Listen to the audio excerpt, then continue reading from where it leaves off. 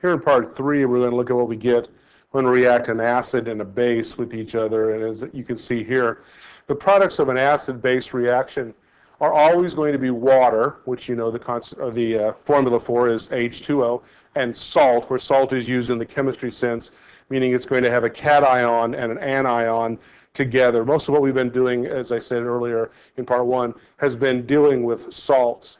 Let's write out a generic equation using the notation that we used before, that for an acid starts with hydrogen and then A for some anion, or you can think of it as being A for acid.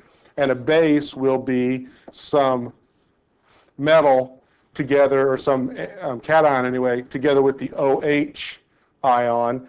The Arrhenius definition says that an acid has to have hydrogen and a base has to have hydroxide. And then the products are going to be water. Well, what this is really just a partner swap. And that partner swap consists of the hydrogen from the acid and the hydroxide from the base getting together. And that's going to form the water. And I'm going to write it strangely, differently than we're used to. But see, it's still H2O. It's just the H's have been separated here. So that shows that the front part of the acid goes with the back part of the base. Just like before we were partner swapping, we're going to partner swap this. And likewise, we're going to take then the front of the base and the back of the acid to give us the salt Ba. So this is water. I just written it funny. And it's not unusual to see, actually, like especially organic chemists write it that way. And then this is a salt. Again, not the use of the word salt like we use at home. This is salt in a chemistry sense. All right, so an acid and a base all use water and a salt. There's no excuse for missing this. You know one of the products is always going to be water. All right, let's do an example that actually has chemical substances in it. So this is hydrochloric acid and sodium hydroxide yielding water, again I wrote it HOH, and salt, NaCl. All right, so we've got there, again, the acid starts with an H, we've got the base, has the OH goes with the H to produce the water, and then the rest of it becomes the salt, NaCl. Now, there is one thing I want to do with this. I want to take this a step further and do the net ionic equation for this. So HCl has an AQ after it, which tells us it is soluble. So we're going to write it as ions. So it's H1 plus a Cl1 minus. And then NaOH also has the AQ after it, tells us it's soluble. So it's going to be sodium ion 1 plus and a hydroxide ion, which is 1 minus. Yields, okay, and HOH, well, that's water. Water can't be soluble. It's just water. And then NaCl, and we know from our experience that NaCl is soluble, or we can look to the solubility rules and see that it is a sodium compound. So this will be Na plus 1 and chloride minus 1. Then we can go through and identify the spectators, and those spectators are the chloride ion with the chloride ion over here, and the sodium ion with the sodium ion here. And so the interesting thing is when you react an acid and a base, what's left here is the hydrogen ion, and the hydroxide ion makes HOH. And so the only thing that happens when you do an acid-base reaction is you make water.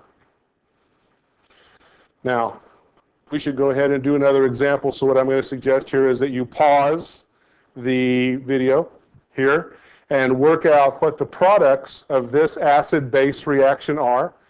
And then we can go ahead and write the ionic and net ionic equations for it. So pause now.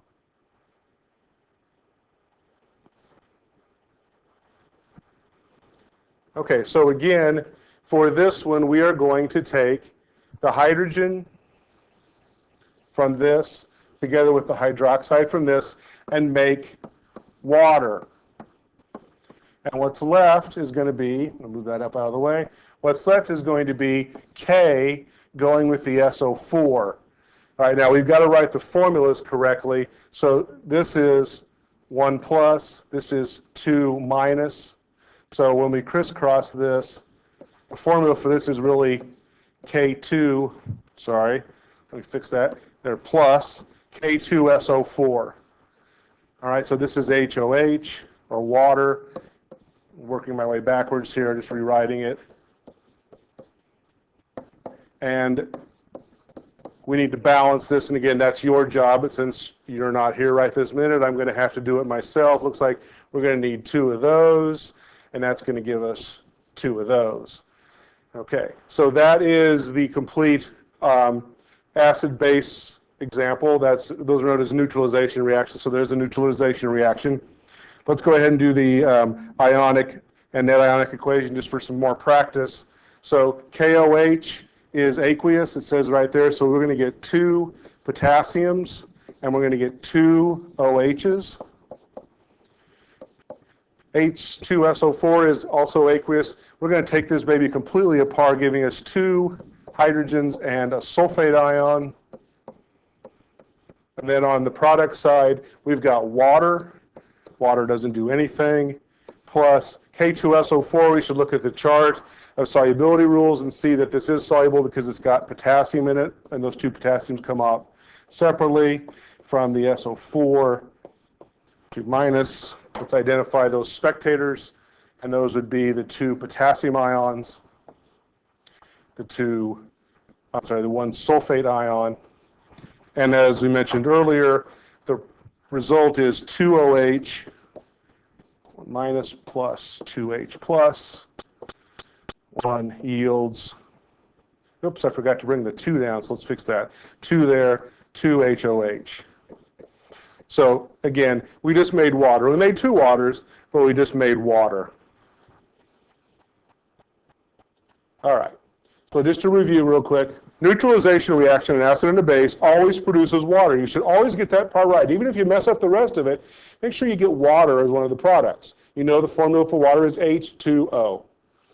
And then the salt that's produced may or may not be soluble. So this could actually end up being a precipitation reaction in addition to a neutralization reaction.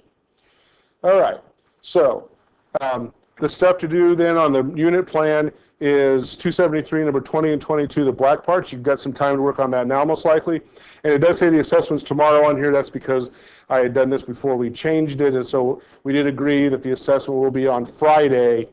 And so tomorrow on Thursday, we will be jumping in and doing Monday's work so we can move the lab back and get some more time to get prepared for that. This concludes part 3.